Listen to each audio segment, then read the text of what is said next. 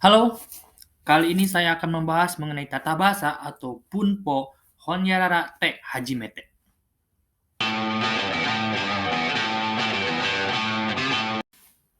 Te Hajimete.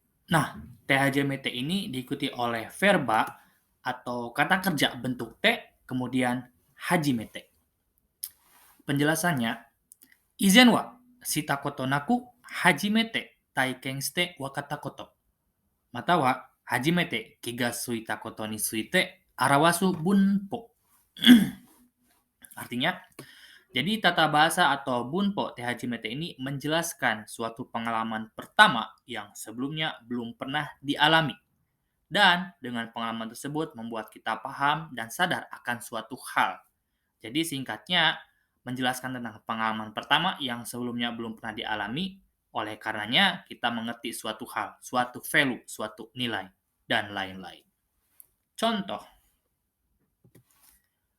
Nihon ni kite hajimete sashimi ya sushi ya dorayaki nado tabeta. Pertama kali datang ke Jepang, saya makan sashimi, sushi, dorayaki, dan lain-lain. Situasi ini menjelaskan bahwa sebelumnya ketika di negeri sendiri, di Indonesia, saya belum pernah memakan tiga makanan ini. Tetapi ketika datang ke Jepang, saya pertama kali memakan ketiga makanan tersebut.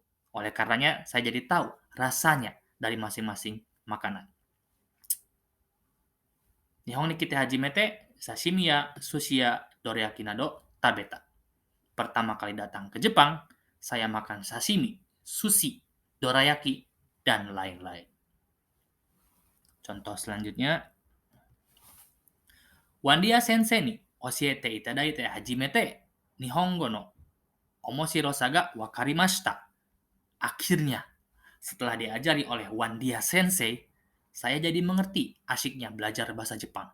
Mungkin sebelumnya ketika masih belajar sendiri, otodidak, atau diajarkan oleh sensei lain, saya tidak mengerti asyik dan mengertinya bahasa Jepang.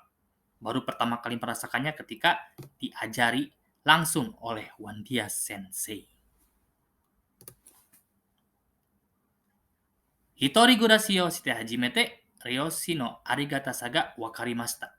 Arigatasa itu dari arigatai, bersyukur, rasa syukur.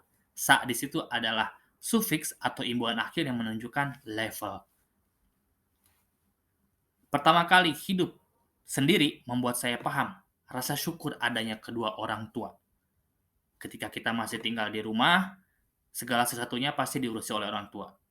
Pertama kali kita keluar dari rumah dan hidup atau tinggal sendiri, kita jadi merasakan beratnya mengurus ini itu, depan belakang, samping kanan, samping kiri, bersihin ini, bersihin itu, rapihin itu.